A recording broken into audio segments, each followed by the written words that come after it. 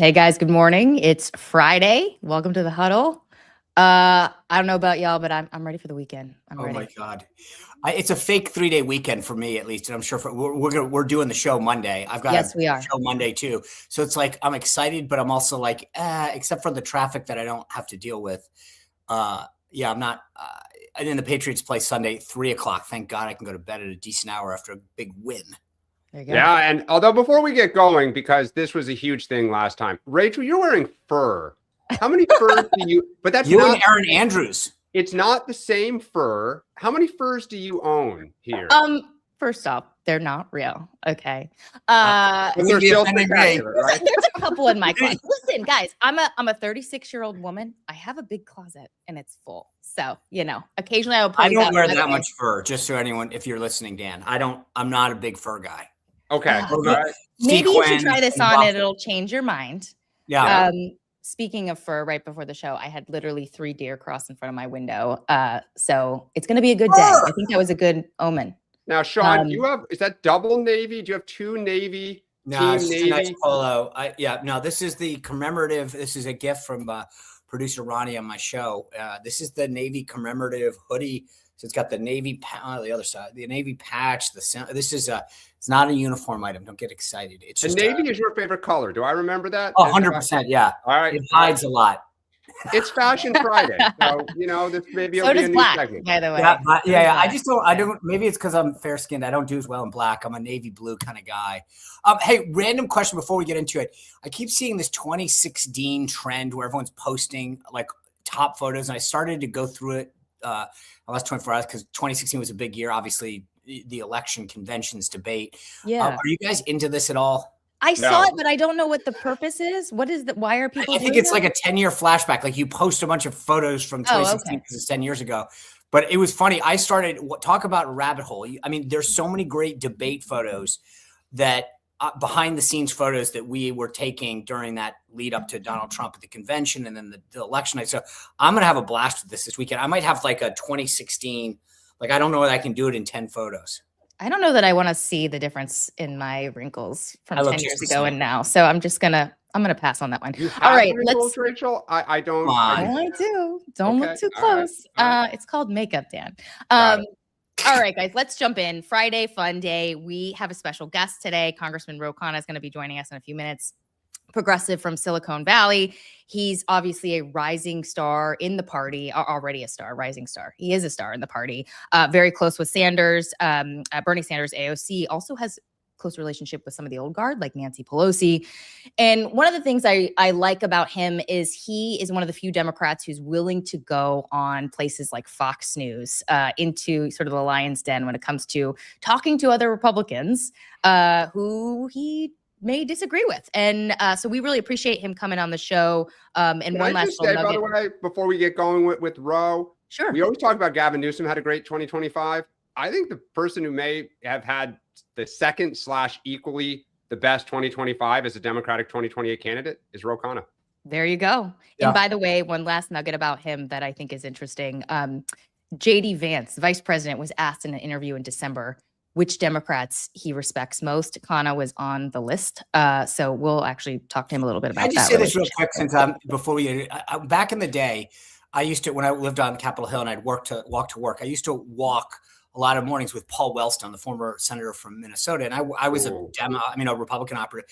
The thing I loved about Wellstone is that like he meant what he said. He wasn't full of it, right? And like I diametrically opposed to almost every policy that he ever uttered. But like I respect the guy. And I think Ro Khanna is in that mold. Like he actually believes what he says. He's not full of crap. And in this day and age where we talk a lot about authenticity, I'll give Ro a ton of credit for being like a real. I've talked to him privately, and I've had him on. We've had him on before. He is the same guy you see in private in public. And in a time when people are dying for authenticity, you may not agree with like everything he says on my side of the aisle, but you got to give him credit for being real. Absolutely. I was bad for a wind up for him. You're welcome, Congressman. Not us talking about. Right. One last housekeeping note. After today's show, we are going to be jumping into our premium subscription rollout. Guys, if you signed up and you want to get some extra time with us, Dan and I are going to be staying for a little bit longer. We'll be jumping into that other Zoom meeting so we can talk more with you on camera, get to know you a little more. And again, thanks to everyone who has signed up for a premium subscription. You guys can do so today. If you're interested, $10 a month, $100 a year, get some extra time with us every week. And it really helps support the show. So we really appreciate you guys. Top 5 today. Today's 5. We're going to talk about Minnesota Mayhem. We'll talk about David Plouffe's advice. This is Obama's former campaign manager, wrote this op-ed in New York Times. It's quite interesting. We'll get there in a few minutes. 2028 Potpourri, just a lot of little things we want to ask Kana about. This Ben Shapiro exchange with Gavin Newsome in particular. We'll play it for you guys and we'll dig in with Kana. We'll talk about the Epstein files, where we are with this. This is something the congressman has been at the fore driving on this issue. So we'll bring him in on that. And then, of course, we'll do our fun Friday segment. Who are you buying? Who are you selling? And what are you monitoring? Basically, winners and losers. But first, let's look at the day book. There's really not a ton going on today. The Senate is out and will be out for recess for the next week. The House, I believe if they haven't left town, they're leaving town very soon. And they will be back for a little bit next week, and then they'll be on recess. The president at 10 a.m. Participates in a roundtable on investment in rural health at the White House before he heads to Palm Beach. At 3:15, he's going to be participating in the Southern Boulevard dedication ceremony in Palm Beach. We also want to flag that Israel's spy chief is in the U.S. He's going to be in Miami. Yep. Yes. Meeting with Steve Witkoff to talk about Iran. Guys, we are seeing more stories of folks in the Middle East really sort of pushing back and saying to the president, don't do this. There's some reporting in Axios that Bibi actually talked to the president on Wednesday and sort of cautioned against a strike right now. And it does look like the president has sort of obviously pushed pause, or he hasn't stepped on the gas in terms of a strike. But part of me is wondering if this is all sort of a fake out. Like, remember with the Iran strike last time around, he said he was going to decide in 2 weeks, and then all of a sudden there was a strike. Venezuela. Same thing. Like, telling you. What are you predicting on this? What are you guys predicting? I would keep your eyes on the screen this weekend, or at least on Truth Social. Ooh, Lordy. Somebody in our group chat is monitoring pizza orders. Not just pizza orders. Look at the chart. There's a chart of Domino's and Papa John's pizza orders from within a 1.5 mile radius of the Pentagon, and they have spiked. You know, when you sent that, I had no idea what the hell you were talking about, and now I get it. Oh my God! There you go. You. Look, here's what you have to understand is that I don't even know that it's 24 hours because it's been a while. There is, at least, even on the weekends, there was only one. It was like in the far corner of like E-Ring that there was like a cart that was open on the weekend. So if you wanted food, you either had to go there or walk out of the Pentagon. So things like that, maybe if you haven't been stationed there, are important tells. One last thing, we should bring up element 1. The president got his Nobel Peace Prize, kind of, sorta, that he's wanted for a long time. Obviously, the committee says you can't give your Peace Prize away, but Maria Corina Machado, she presented this to the president. It is now, I don't know where he's going to hang it. Sean, do you think this will be in the Oval Office? Right next to the Declaration of Independence. Can I say, though, whoever advised her on that frame, it fits very well with the decor. Does. I am so glad you brought that up, Dan. I thought the same thing. I'm like, the framing is spectacular. I mean, always be. Yeah. I have one guy that I want to check. I'm going to actually make a note. I think I know who did it. No, it's find out where it's going to be too. Like, is it in the Oval? Is it in like the entryway? Like, oh, by the way, did you see this? You know, it could be in the private dining room. That's not a bad. Okay. Getting good advice on people close to. Did you know, Rachel? Do you have because I think I know who framed it. I'll follow up. It's got to be the Treasury Secretary's wife, right? No, maybe. Who has been advising her? But I know the actual. I think I know the guy. Oh, it's a guy. Okay, never mind.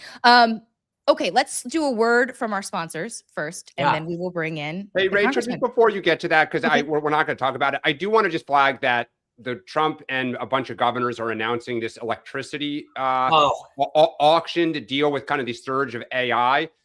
We were talking before the show. It is remarkable how many of these little things the Trump White House is doing on affordability. Susie Wiles talked about electricity prices as a huge kind of like your gut. It's amazing how much they're stepping on it with everything else going on. Can I just say this, Dan? Remarkable. Totally different direction. I've been talking to a lot of energy folks in the last little while.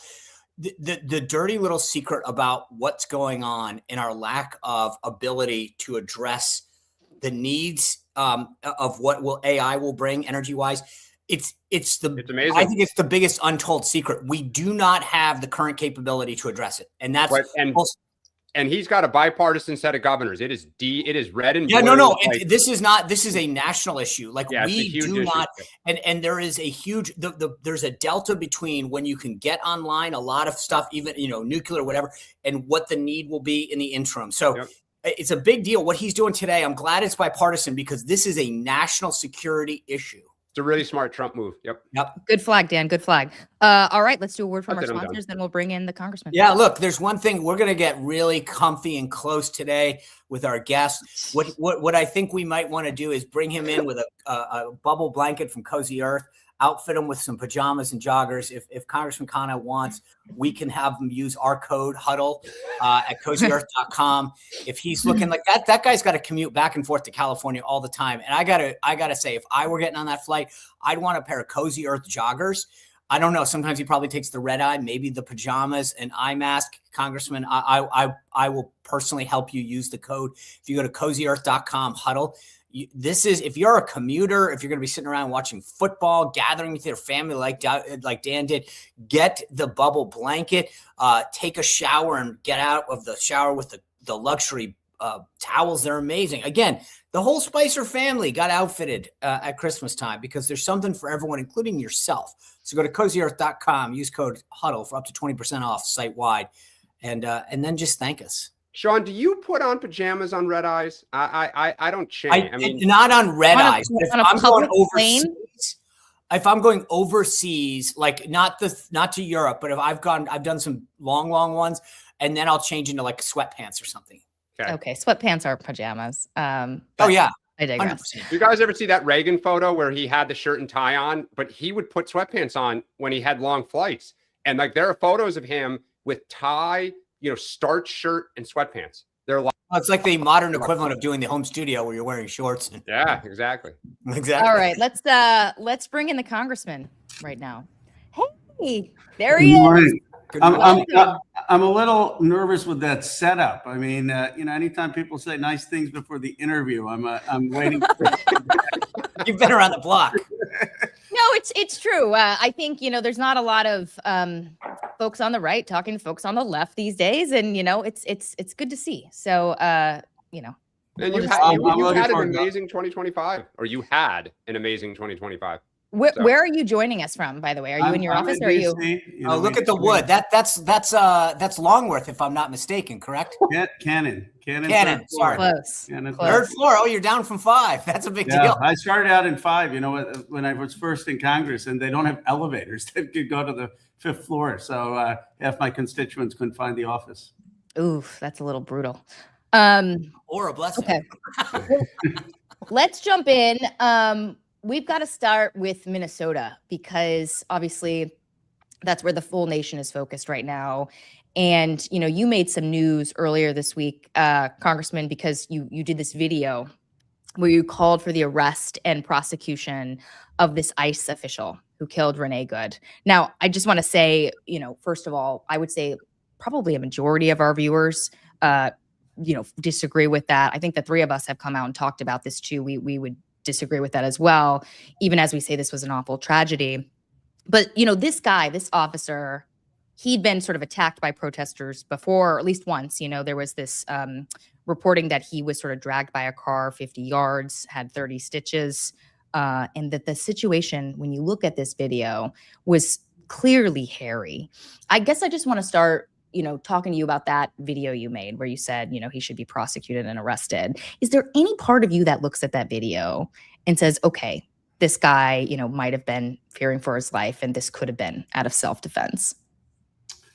I do think that he may have been in harm's way and acted in that way. I just don't think that killing a 37-year-old is the answer to that. I mean, there are things you can do short of killing someone.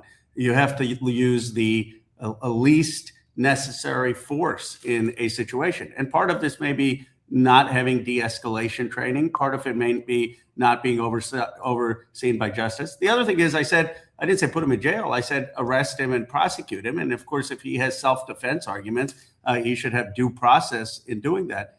One thing before hearing your perspectives that I want to make clear is you have literally 2,000 to 3,000 ICE agents in Minneapolis. That's 10% of the entire enforcement is in Minneapolis. And even if you believe the numbers of the administration of about 130 or 200,000 undocumented, you have about 1% of the undocumented in Minneapolis. So why do we have 10 to 1 of this force in Minneapolis? And isn't this creating an unnecessary escalatory situation? Do you concede that Good shouldn't have, parked her car in the middle of sort of an ICE operation like that? Like, do you see any issue with, her and her partner's actions? Yeah, I don't think she should be disrupting law enforcement with automobiles. I certainly don't think she should be getting close to assaulting ICE officers. And I have zero tolerance for anyone who assaults or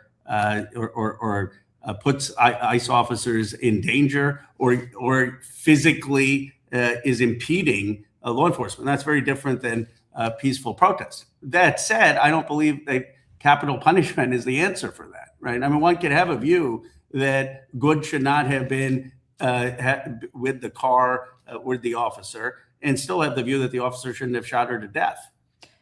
But so sort of conceding that she perhaps shouldn't have been acting the way she did, and then also acknowledging that, the officer could have been fearing for his life. These are sort of split-second decisions. Like, doesn't that sort of make you feel a little empathy for what happened in terms of not just her, obviously everybody feels that, but also for the officer, instead of just going out and saying this guy's, you're not calling him a murderer. I will concede that, right? You haven't used that language. We've seen some Democrats do that, but you are, or are you? Would you call this murder? Well, that's the court to decide. I mean, I'm not the jury, and I'm not going to judge that. I do think he's entitled to due process. I just think from what my looking at the video, seeing her turn the tires, thinking that there are other things he could have done, shoot the tires, move out of the way, call in help. My view is that killing her point blank was a disproportionate and excessive use of force. Now, he'll have lawyers, he can do that. But when you have a case in the Justice Department with career justice officials resigning from the Civil Rights Division because they didn't even open up an investigation, they didn't even look at whether to bring charges, that is a breakdown in our judicial system. Yeah, no, I think we've talked a little bit on the show about how we think an investigation would help everybody, like the whole entire situation. Even as we've said, this was a tragedy, and calls that this guy's a murderer are totally and completely unfair. Sean, Dan, I want to talk about the rhetoric we're seeing right now in Minnesota, but on this particular situation, do you guys have any questions you want to add in to that? So the only thing I want to do, Congressman, I think you've answered some of it. So but the amazing thing to me, and I've been covering this on my 6 p.m. show, is I think Rachel addressed a bunch of it. We seem to be living in a world where my side says, a lot of people on my side said 100% what she did was 100% wrong. And then a lot of folks on the left are saying what the ICE agent did was wrong. And I don't think that that's helpful for the country. And I think this idea that that we can't agree on certain facts, but I just want to make sure I understand, and I just want to be clear because I think you've addressed it. So whether you agree or disagree, ICE did have a legal operation in Minnesota. Yes? Well, I think those facts need to come out. No. But what I'm saying is, like, if you're an agent in ICE, you were ordered to go to ICE because the executive branch, which is your boss, told you to go there. Correct? Okay. Correct. And it's illegal for an individual, as you said, to block a legal operation with their vehicle, correct? Correct. I view very differently someone standing outside saying, don't do this, illegal, versus physically getting in the way of a law enforcement officer and impeding that. Okay. And whether or not you agree with ICE's operation or not, when they ordered her to get out of the car, that was a legal law enforcement action, correct? Sure. I mean, Okay. Right. Okay. And when she accelerated the car, that was in defiance of that legal activity, right? They said to her, get out of the car. She didn't get out of the car. She accelerated the car instead. That was in defiance of a legal order, correct? Correct. But my sense of the video, and I've looked at it a couple of times, is that she turns the wheels to avoid him. But again, if you had gotten out of the car in compliance with the order, regardless of how the wheels are turned or not turned, they ordered her to get out of the car, stop, get out of the vehicle. She accelerated and turned the wheel. Whether or not she intended to do it or not is in defiance of that legal order. I concede that. I guess the question here is a disproportionate use of force. Correct. Okay. And again, I think that's a fair discussion. I come down personally on the side of the fact that, as Rachel described at the beginning, you don't have the luxury, anyone for that matter, of when someone accelerates a car thinking, are they trying to kill me or not? Your answer is, and I don't believe, with all due respect, I don't think to saying he killed her in point blank. I don't know what your experience with firearms is, but that's not how that works. When a car hits you, you don't have the luxury of aiming at that point. You're firing. I guess the question also in the deeper sense, Sean, is you have an ICE agent who's there to enforce immigration laws, killing an American citizen. Now, I'm not saying that she should have interfered, and I'm saying it's disproportionate. But why are we having this situation? And again, that's a valid discussion about. But my point is, when I played this video the other night, when someone's standing in front of a moving car, whether they're protesting or just being a knucklehead, and then they go, "I can't believe the guy ran me over." You say to yourself, if that's your child, and they came home and said, "Hey, Dad, I ran in front of a car. I tried to push the car back and then it ended up running me over." You'd say, why would you stand in front of a moving car, you knucklehead? Right. Well, so that's where I think the question becomes down to, she put herself in this situation. She wasn't standing on the sidewalk and they didn't target her. They were conducting an operation. She put herself in the middle of it. I think if what had happened is that her car had gotten a shot on the tires, if she was arrested, we would still have had disagreement. Should she be doing that in this country? I think it's the fact that she was killed. She's got a young boy. People are thinking, well, this can happen to me as an American.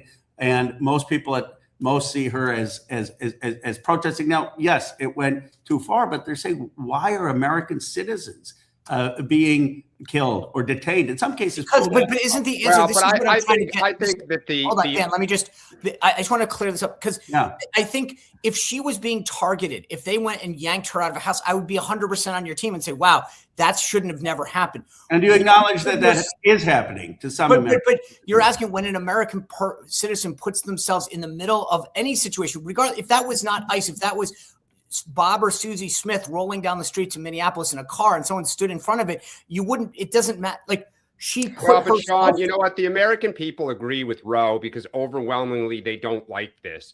Congressman, what is the mood in the caucus here? Like, you had Walz and the mayor starting to back off a little bit to say, hey, people need to disperse. People need to be a little more careful on these protests.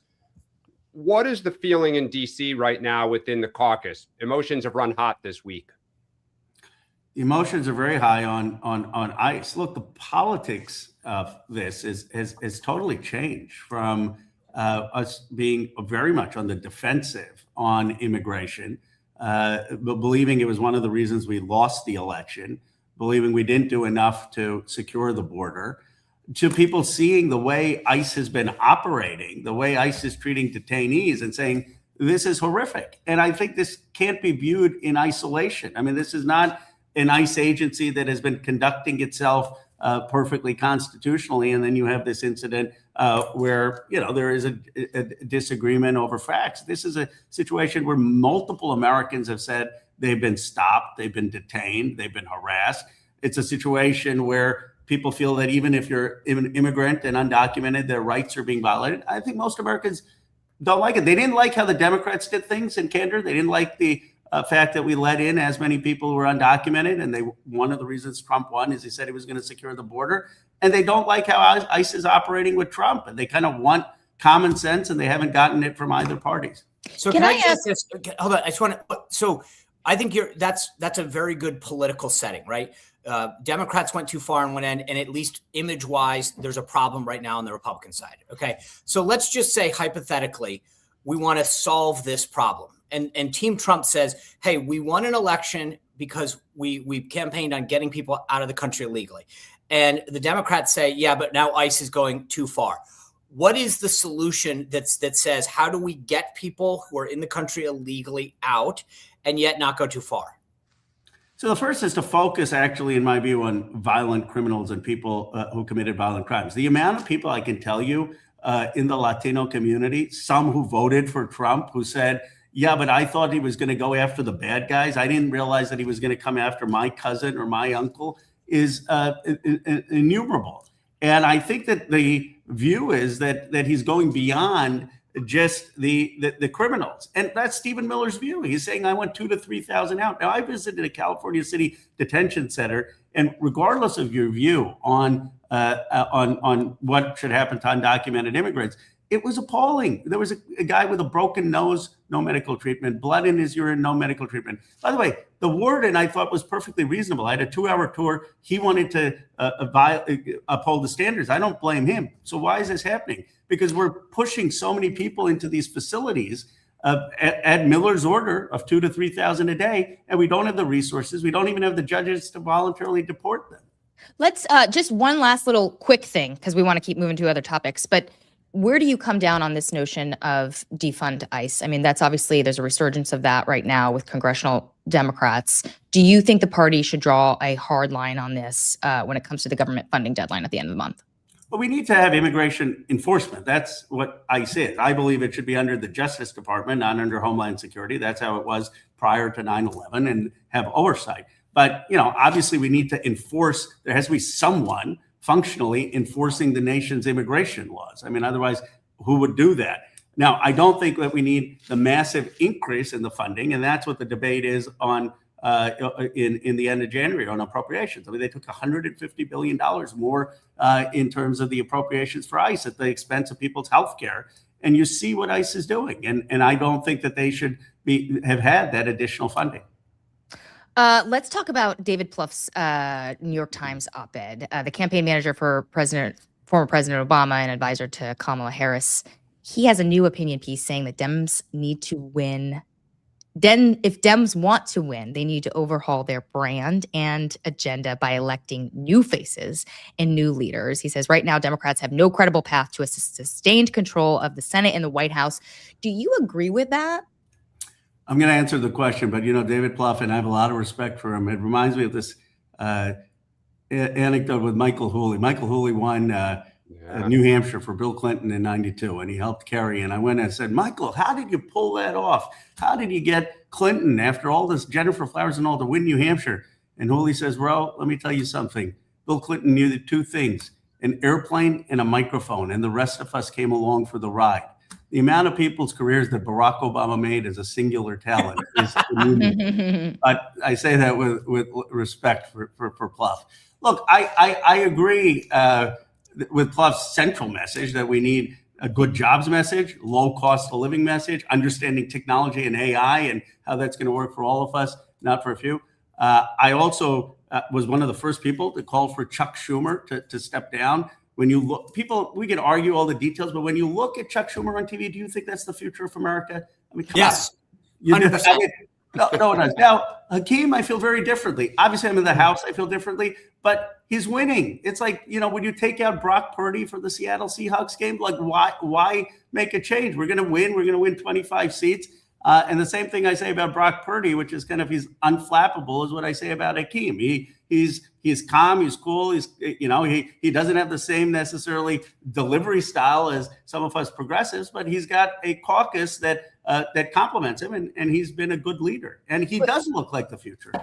Quick answer on this one: What grade would you give Chuck Schumer as a leader?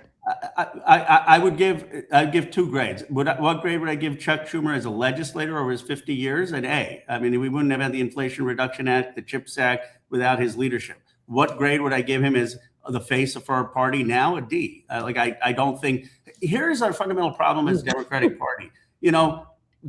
Donald Trump and J.D. Vance have been in elective office, 6-8 years total combined? I mean, a little bit more, 10 years. And we have people there for 50 years. And people are saying the country's not working. The institutions aren't working. The American dream is dead. A few billionaires control the country. It's hollowed out. Change it.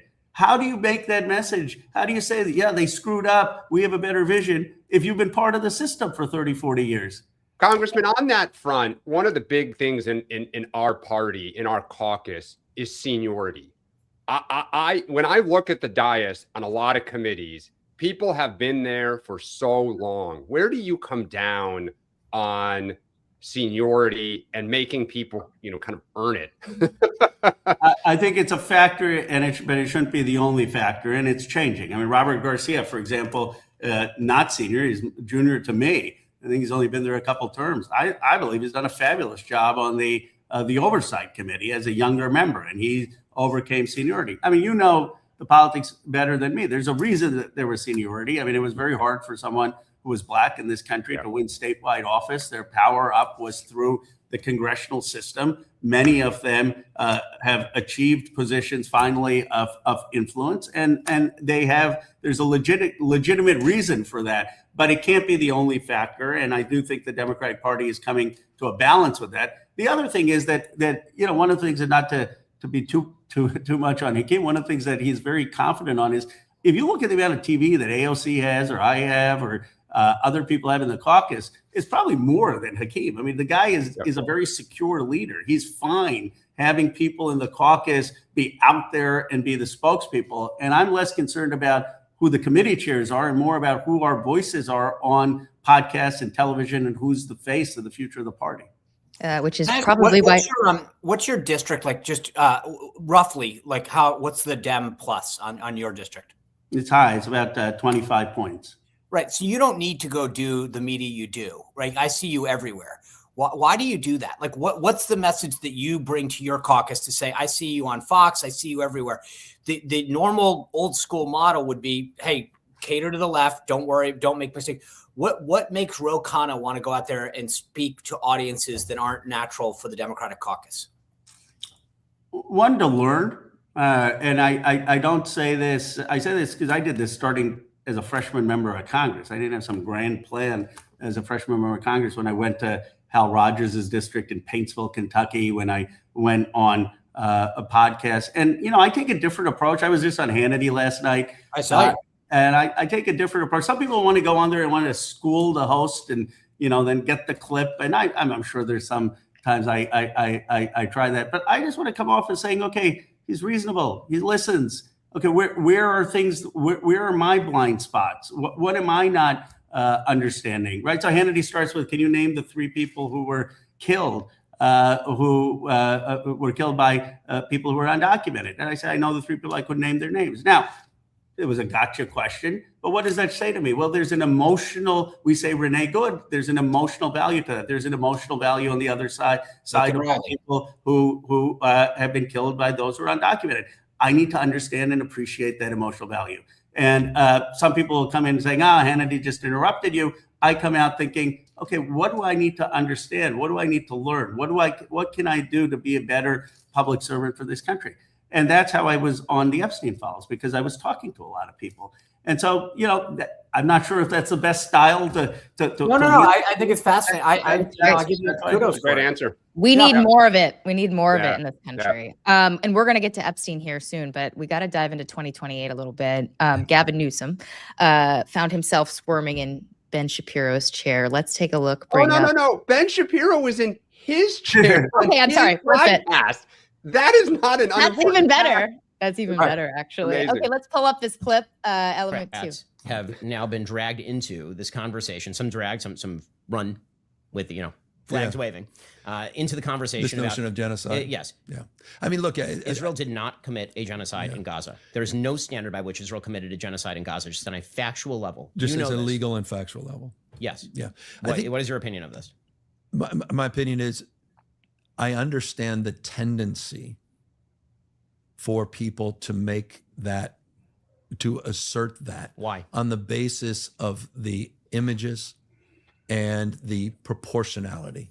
Ugly as it relates doesn't mean genocide. No. And by the way, I agree with you. And international and proportionality doesn't mean that if you kill my child and I then kill 7 criminals, that I've been disproportionate. I'm not disagreeing with you, but but I understand that tendency on the basis of trying to reconcile the proportionate nature of how the war was ultimately conducted and the devastation. I have a question. Why do you feel the need to create a permission structure for that sort of stuff? I mean, meaning it's not true. Yeah. Why not just say it's not true? Yeah, look, I don't know the definition, or I don't know the legal threshold. That's not my opinion, so I don't share that opinion as it relates to genocide. I do not agree with that notion. Right. Democrats have now been dragged. Let's jump out of that a little bit. So it's just remarkable that Shapiro started interviewing Newsome with the Gavin Newsom show behind him. Yeah. Says he doesn't know the definition of genocide, won't sort of take a position on it, squirms a little bit about it. So Congressman, the idea that didn't get more pickup is unbelievable. Like that was a unforced error. So Congressman, you have been sort of throwing a little bit of shade at the governor of California lately. You seem to sort of. Well, I don't understand the tendency for Democratic politicians to use those kind of sentences, but which kind of sentences? I don't know, like understand the tendency to do that. Like, Donald Trump or Bernie Sanders, they just speak. Yes, it's a genocide. No, it's not a genocide. Then you go into things. I just think there's, when you're out talking, this word is so overused of authenticity. It's just say what you believe. Say what you stand for. Most Americans do that. By the way, most Americans don't have all fully thought out positions on everything. They don't have hundreds of nuances, but they want to know where's your gut. And then you can do the nuance. And they want to know where do you stand? And are you willing to then live with the consequences? I make this point in my caucus all the time. The number of positions Donald Trump has taken that are 30 to 70 are innumerable. But most people don't vote that way. They don't have this checklist and say, how many of these positions are 70-30 or 30-70 positions? They look at people and say, is this guy strong? Does this guy have conviction? Is this guy a leader? Is this guy hopeful? Is he optimistic? That's how we elect people, not by some calculus of where you stand on whether to call it a genocide or not. But if you squirm about it, people say, well, does he really believe that? And that's how he came off. Like, this was not in your view, he's inauthentic, would you say? No, look, that's too harsh. I think he would do himself better if he just spoke what he thinks. If one of the things that Biden, I know people maybe down on Biden, and it was not a great end to his career. But I remember being in the Oval Office room, and he says, Ro, you're a Bernie guy. I said, yes, I am. He says, Ro, I'm for Medicare for all too. I just think there's no shot in hell it's ever going to happen in this country. And that's why I was opposed to it. Right. He was very clear. He was, here's who I am. Bernie's very clear. Here's who I am. Trump is pretty clear. Here's who he is. And I think that sense of knowing where you stand and then letting the chips fall where they may is probably what we need more of in this country. I want you to complete this sentence. If I decide to run for president, it will be because of blank. You, Rokana. Because I would have the knowledge that I'd be the best person to lead this country in the times that we have. And for me, if I make that decision, I believe we're going to be in an AI revolution. I believe this country is going through a huge technology change. My district has $18 trillion of wealth. Literally 1/3 of the national wealth is in my district. And what I want to know is, how is America in the places I grew up, in Bucks County, in Western Pennsylvania, in Warren, Ohio? How are those folks going to have economic success and economic independence? How are we as a country going to succeed in the 21st century economy? And if I thought that was the central issue, I would run. If there was other central issues where my expertise was not what I thought was best for the country, I wouldn't run. But I think this country is deeply wise. I do. I really think the voters are wise. It's hard for me to see this now after having lost 2 congressional races early in my career, then won the 3rd time. I think they were actually absolutely correct. No business winning my first 2 races. And so, we don't, not saying we always get it right, but one of the things I think we made a mistake as Democrats when Trump won twice, and I've voted to impeach him twice. But the first thing we did was attack him. And we never said, what is 50% of this country telling us? Is it just that all democracy is wrong? Is it this democracy working because people in my district in Silicon Valley were flying to Davos more than they were flying to Warren, Ohio? And had Trump never won, we would have kept going down that wet road. No one would have been like, what should we do in Johnstown, Pennsylvania? What should we do with hollowed out communities? And so I don't agree with the solutions, but my view is to have a respect for American voters. And there are only two cardinal sins, I think, in American politics. One is to think you're better than the actual voters, because this is a 250-year-old country, and no matter how smart you are, you probably haven't contributed more than the collective sacrifice of the nation.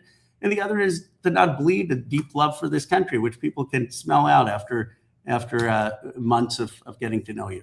So, Congressman, speaking of respect for the voters, in our party, today is the deadline for states who would like to go first. Hey, Dan, just real quick, before, because I want to get to your DNC question, but before you do, can you just answer this yes or no? Knowing what you just said, if the Dems won back the House, yes or no, would you advise your party to impeach him a third time?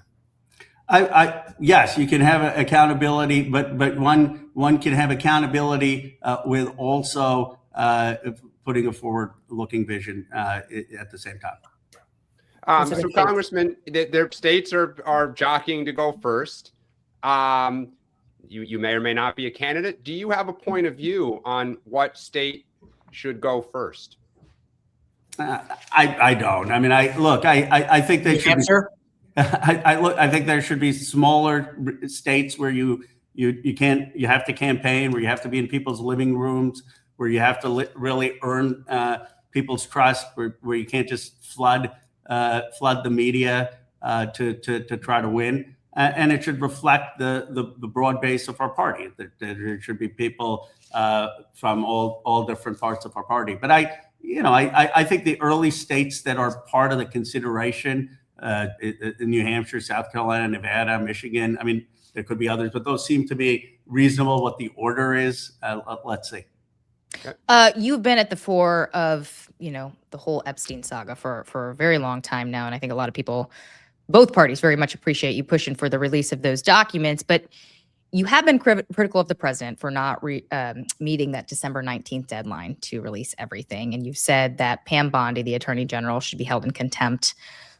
But my question today, given, the Clintons not showing up for this subpoena testimony, what about them? I mean, they refused to sort of follow through with a subpoena or follow a subpoena. Shouldn't they be held accountable too? They should show up. Here's what I think they should do. I'm not saying they'll take my advice. They have called for the release of all the Epstein files. They should say, let's release all the files, and then we'll show up. And if they show up, Donald Trump should show up. I mean, and answer the question. So let's get the files out first. But certainly, I think they should be showing up after the files are released. Let's release the files. You have said you don't support holding them in contempt because next week the House Oversight Committee is likely going to vote to hold them in contempt. But some Democrats, like Maxwell Frost, refuse to sort of rule out doing that, saying that even though Republicans are sort of playing politics with that, they do not want to send the signal that they're playing politics and could potentially vote to hold them in contempt. Why are they wrong?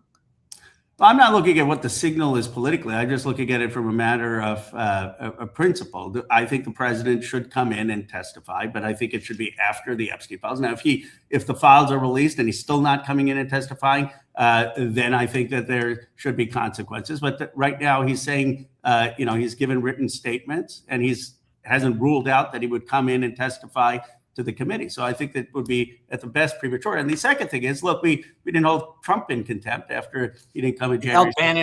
You held Bannon and Navarro went to prison for defying a committee subpoena. Yeah, I'm not sure how I felt about putting someone in prison over that either. I mean, but a former. You think that was wrong that they did that? That they were sent? I think he should have been held in. I think contempt is fine. Prison is harsh. I mean, I'm not sure someone should just go to prison for a congressional defying it, unless it's egregious. I mean, I'd have to look at all the facts. But the point of it is the president should make it clear he would come in after the files are released, and we should have Donald Trump as well. So what's next on this? I know you and Congressman Thomas Massie have asked a federal judge to appoint a special master that would compel the Justice Department to release these files. Like, when are you expecting an answer on that? Like, what's next on this? Well, Pam Bondi just today issued a letter to the judge saying, we're working on it. We're really doing better than people think. The challenge for them, and you all watched politics for a long time, is they keep doing this drip by drip release, and they think the whole thing is going to go away. And then I go on a podcast like Sean Ryan, who was a huge Trump supporter, who says, what are they hiding? Keep releasing the documents. When you have a factory worker in Michigan insulting or pushing the president on protecting pedophiles, you know this is broken through in the popular culture, and they should just get the files out. But Judge Engelmeyer has said that he's wants to be briefed on appointing a special master. He's on top of this.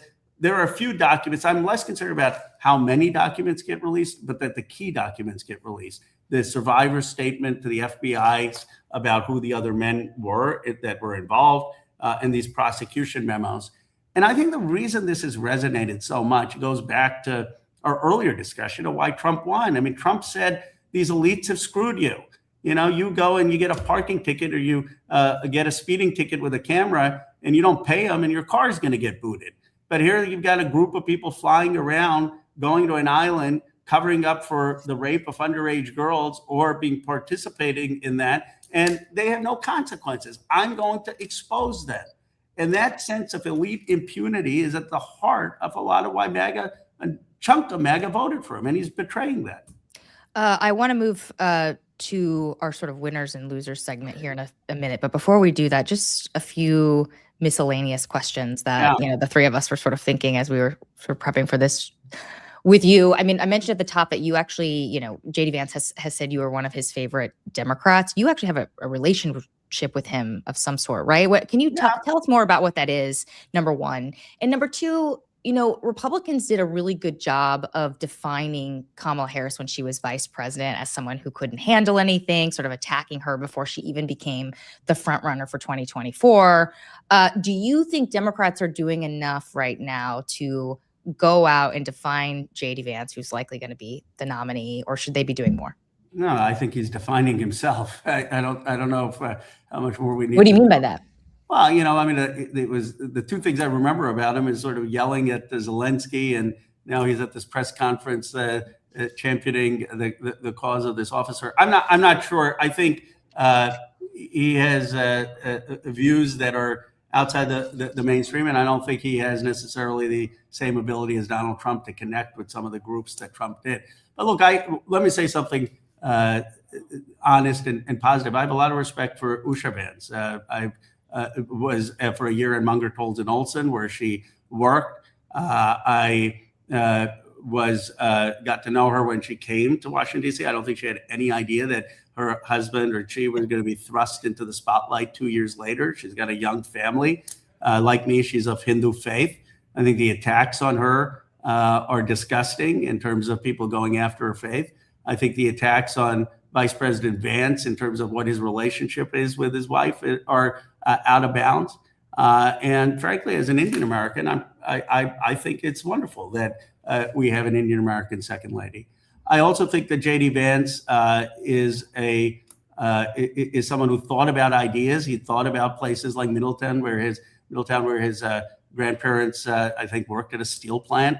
I read Hillbilly Elegy. I didn't agree with all of it, but I thought, okay, this guy is talking about things about the left out community. I just don't think that's the JD Vance who's in office. I mean, where's the National Industrial Bank? Where is the policies to help forgotten Americans in hollowed out towns? Where is the anti-war sense where we've gone to too many wars overseas? So, the JD Vance that I think was an interesting figure in Hillbilly Elegy and in his Senate career is not the JD Vance as vice president. Any thoughts on that, Sean? I know you have a. I want to get. I know we need to get that. Okay, let's do that. Let's move then. We'll go to the side note, and I don't want to go down a rabbit hole, but I do think it's the religion piece is fascinating to me, considering the attacks on people of Jewish faith. But I wish we had time to get into it because I'd love to get your take on how you feel on the religious front, because I do think that if some of the stuff that's come up on the attacks and the ability of Jewish Americans to practice their faith and how that might affect you. But I will put that pin in it and wait. Well, I would just say very quickly on that, and probably 95% of your viewers will disagree with where I am on the Gaza position. But I went to 2 synagogues in my district, and the rise of anti-Semitism is real and it's ugly. and it has no place in this country. And there is a rise of anger against Hindu Americans. I mean, I am a person of faith. I'm of Hindu faith. I believe that faith should have an important part in our country, and we're a country of many faiths. And attacking people based on their faith absolutely has no place in this country. Let's move to our final segment because we got to get to questions here. Just so you're familiar, Congressman, we do this segment called Buying, Selling, and Watching. If you're buying someone, you think they're basically a winner. You're buying their stock, politician going up. If you're selling, it's like a bit of the opposite. Everything has become polymarket now, huh? It's true. That's it. There you go. Okay, so let's actually start with who you're selling. Dan, do you want to jump in? You asked me? Is that what you said? Yes, let's have you start. All right. I on politics here. Poll out of Texas. Our friend Jasmine Crockett is not doing as well as I think some of her supporters had hoped. I would be selling her chances in the Texas Senate race. Can she win, Congressman? You think she can win in Texas? I supported her. I was surprised by the same poll Dan saw. I mean, I would have put money on her initially. Obviously, Telrico's a talented guy. And and if the poll is right, the challenge is her support with the Latino community. But there's still time. Yep. Sean, who's your loser? My loser who are you selling? Mm-hmm. I'm selling Tim Walz after saying that ICE was committing atrocities, his word, not mine. He's now putting out statements saying we need to back down. I think just shows that he went way too far, him and Jacob Fry in Minnesota. Not just atrocities, but he called the whole thing an occupation. Anyway, let's go to the Congressman. What is who are you selling today? I'm biased, but I'm selling Pam Bondi. The amount of people in the Republican base who do not like her and whose support she has lost is enormous, and I'm not sure how long she'll be there. There's been a bunch of stories lately about some folks sort of agitating against her in the admin. The thing there is she's close with Susie Wiles, so it's hard for me to see the president ever getting rid of her. But I mean, people are certainly talking. Okay, my loser, or the person I'm selling right now, is former Senator Kyrsten Sinema because of this crazy New York Post story that Dan flagged to me. Famously independent senator, obviously. She is being sued by her former bodyguard's ex-wife for allegedly destroying their 14 marriage and getting him to do psychedelics. So that's a headline that's... If you haven't gone to the New York Post and you want some good... Oh, I got to read this. You should read it. Were you close with her? This will probably get me in trouble, but I just read the headlines of that. How is she getting sued for someone having an affair? This is in North Carolina, has a what it's called a home wrecker law, and so the person is suing there, and she's asking for $25,000, not a lot of money, regardless, I think the headline is, were you close with her when you were in the House? No, she was in the Senate, I think, by the time I got here. And by the time you got here. Okay, gotcha. Okay, let's do buying. Sean, we'll start with you. I'm buying RFK. I think these announcements this week, both on the food pyramid, on bringing back whole milk, and then today, I don't know that it's gonna break through a lot, but he's announcing at least what appears to be, and I went down, I didn't go down it enough, but the potential impact that cell phones are having on our health. This has been something that I think has been covered up for a long time. This politically, Bobby Kennedy is doing more to help reach out to Maha moms and people concerned about their health and wellness, and will be a long-lasting benefit to the Republican Party. Congressman, do you think, just on the RFK thing very quickly, are you surprised that no one on the Hill has really asked him about, some of the more salacious headlines regarding him in the past couple of months, and a certain one former journalist, Olivia Nuzzi, and her ex-fiance, Ryan Lizza? I think he's just been taken off the headlines with everything else going on with Venezuela, with ICE. What I would say about him is obviously I have a very, very, very strong disagreement on all his vaccine policy. But the Maha stuff was real. And in terms of a lot of people caring about their food, caring about the stuff we put in food that isn't healthy, a lot of families, young families caring about it. And I think the Democrats should have our agenda in how to speak to that. Who's your winner? My winner is Mamdani, not for ideological reasons, but there are two things he did that are pretty impressive. One, he got an executive order to eliminate fees on small businesses. And the other thing he did is make some progress on childcare. One of the knocks on the Democratic Party has been you keep getting elected and you don't do anything. You're not changing our lives. And I think we need more leaders, regardless of ideology, actually showing like, okay, if you give me power, here's what I'm going to do. And Mamdani has done that in 2 cases. Do folks on the left get upset that he's texting buddies with the president? Or like, I thought it was. How do people react? I thought it was. I thought it was like 2 talented politicians to go meet with the president. And no, I don't think like we're supposed to have. That's democracy, and and they both have a populist streak to them. I thought that was very smart politics. It's game recognizing game. Dan, your winner. Bill Clinton used to, not text, but call Newt Gingrich and everyone at night. Like it's the 21st century version of it. He has been my loser more times than I can count in the last year. But today I'm going to give Chuck Schumer for his political candidate recruitment skills, the winner of the week. He is just often maligned. Congressman talked about earlier, but gave him a D. Yeah, no, but between Texas and Alaska and, the Maine and look, we said it earlier in the week, 2025, January, we said no chance to take the Senate back. Today, there's the path. And that's my $1 million question. I mean, and again, we don't have time to go down the rabbit hole, but if this guy pulls it off, I don't think he will. But if he does this give him new life politically to say, hey, you may not like me, but I brought you to the promised land? He becomes the Republican Mitch McConnell. Look, I go back to 2006. No one saw Jim Webb coming until the summer of 2006. Schumer got some of these candidates who just inched and took off at Labor Day. May happen again. Yeah, nothing unites a party like winning. So Schumer could have a life 2.0. Okay, my winner is the congressman for coming on the show. Let's go to what we're watching real quick. Who wants to go first? The congressman, go first. What we're watching for what? Yeah, what are you watching that's coming up? I think he said his 49ers already. Well, 49ers in Seattle certainly on this weekend. But I think the way the ICE debate plays out is going to be very important in terms of what that's the next frontier of the fight in terms of the government not shutting down, what we're going to do in terms in pushing for a reduction in the funding. I think that will dominate a lot of January. Sean? Shoot. 3 things. I'm watching the Patriots. I'm watching what happens in Iran, both this weekend, by the way. And then I also want to see what the DNC comes out with in terms of their calendar.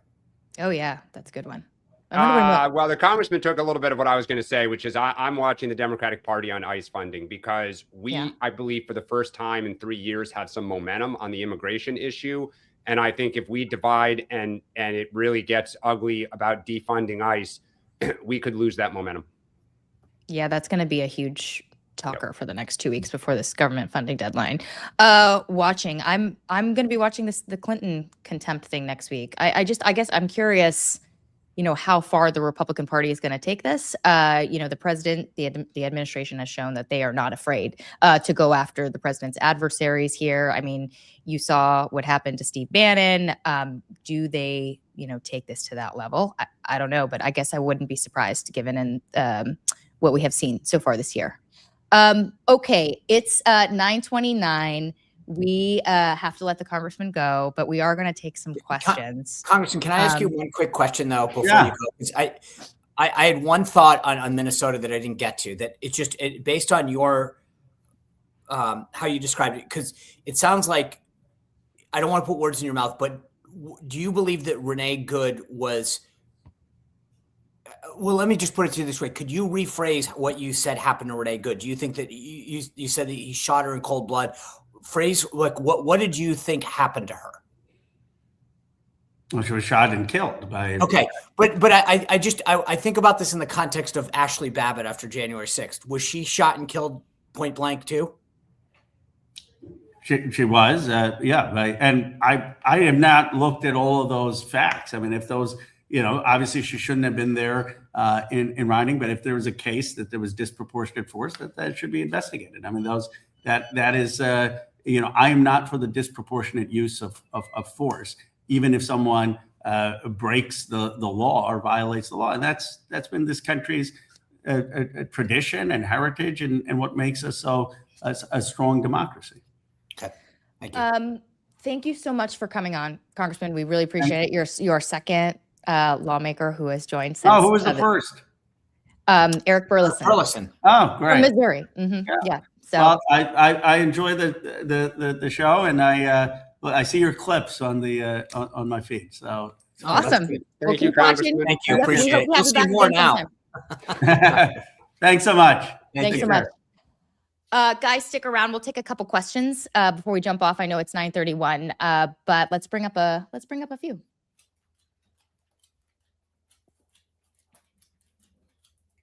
Okay. Will politicians on the Hill demonstrate the same lack of knowledge of medical costs that they did when debating the ACA? Seems like they are in danger of treating premium costs and deductibles / out of pocket like they are the same thing. Trump's outline is treating them the same. This is referring to the president's rollout yesterday, probably. This sort of overview. Dan, you have thoughts on that? Yeah, I mean, look, I think we've talked about the fact that Trump's idea of just sending money directly to people and not the insurers is to some extent ridiculous, because then they're going to take the money and go buy insurance from the insurers. No one is talking, not on our side or on the Republican side, about this long-term trend of rising premiums and deductibles. And I think people have a right to ask these questions, and I don't see answers to it right now. First of all, I give thanks to Curious Observer. It's a fantastic question. This is a fabulous discussion, and I feel like it goes back to what Dan and I were talking about a little bit before about energy and AI. Like, there are big issues and national security issues where I feel like sometimes we all want the 30-second answer, the yes or no, and I'm guilty of it sometimes as well. I asked O'Connell the same thing, where yes or and. Not every issue is black and white, yes or no. And I think healthcare is similar in the sense that it is a lot more complicated. I give the president credit. I actually was surprised to see just them drop that out yesterday. I was like, where did this come from? You and the rest of Capitol Hill, by the way. Right, but they talked about PBM reforms, which again is nuanced, but like it's a huge driver of cost. And I wish there had been a better or a bigger rollout of that, because I think he's at least putting a marker down on addressing some of the cost drivers. So I really do think that we need a bigger and discussion on what's going on, because the system sucks. No one's happy about it. The costs are out of control, and it's obviously a very important and personal issue to so many people. Let's take one more. Let's take one more. Okay. Will the Supreme Court overturn the Voting Rights Act early enough so states can redistrict in time? Two amazing questions.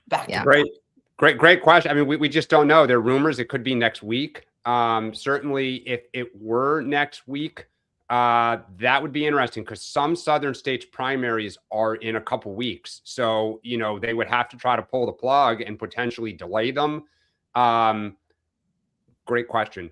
Probably the question about who controls the House, because if you didn't see it yesterday, Cook Political Report, probably the best nonpartisan analysis of individual House races, moved 18 seats to lean Democrat. Today, Democrats probably take the House. It's funny. I was just going to say, I've actually heard sort of conflicting things on this. Like, there are some really well-connected political operatives who think they could redraw a bunch of things, even if they rule as late as June. But then I've also had some other very well-connected political operatives tell me that even if they rule in the next month, that a lot of the states, they don't think they'll be able to by then. So I am curious about this too. I'm just hearing conflicting reports. Yeah. Mm-hmm. Yeah. The beautiful thing about the question that this individual is asking is timing, because I do think it's going to happen, but it's not just when it rules, it's then what states can work within that construct. That's the key to this whole thing. It's sort of like anything else. Like, it's not just the outcome, but there's a lot of states that are saying we will, but we won't be able to do it now. Even in Virginia, the law states that you have to have a referendum in between elections. And then but the question was the legislative action last session legal because voting had already begun? And it's kind of an interesting thing. I think it's fascinating because it actually bites the Democrats in the butt. They wanted all this early voting, and then the legislature didn't meet until after voting started. So therefore, does that constitute an election or a session intervening between. I don't know. There's a lot of these things that are going to be fascinating between now and then, because if you can run up the score on how many seats are safe, quote unquote, because of redistricting, you really keep the Republican chances a lot higher. All right, guys, that's all the time we have for. I hope everybody has a great weekend. Sean, did you have something you wanted to? Oh yeah, I mean, we talked a lot about courts today. Mike Davis from Article 3 is going to be on the show tonight, and I literally was making notes as we went on.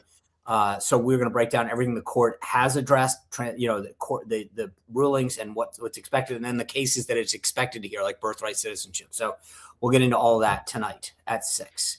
Okay, and again, thank you to everyone who's bought Trump 2.0 on Amazon. I continue to be humbled by the early sales, so thank you. Just a reminder, folks, if you've signed up for the premium subscription, we are going to be jumping off this right now and jumping right on that. Let's say, everyone, if you can get there, 9:45, 9:40, 9:45, we're going to be sending out the link right now. Jump on. We will continue this conversation a little more in person with Zoom, so we can see your beautiful faces. But otherwise, if that's it, we will see you guys Monday at 8:30. Monday, I know. We'll be here. So you have no excuses, folks. Yeah. All right. Have a good one.